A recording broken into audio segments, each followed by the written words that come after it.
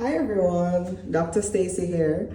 Now we're getting into the festive season. You may be worried about, your kids going over to other families, sleep over with their friends, and they may snore a lot.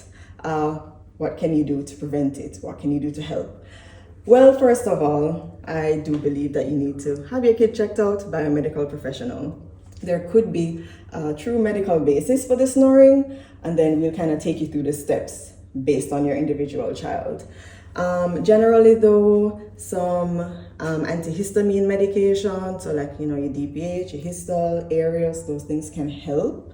If we do have some blockage of the airway that's causing the snoring, sometimes some nasal sprays can also assist in terms of just clearing the airways from any secretions, any blockages that are there. Also, sometimes we tend to snore when we're a little tired, a little extra tired. So being well rested generally can assist the process as well. And also sleeping position. So if we kind of kink our airway like this, you're definitely going to have obstruction and you can snore as well. So a nice sleeping posture, good quality pillows, very comfy, and also will help the snoring. All right, guys, thank you.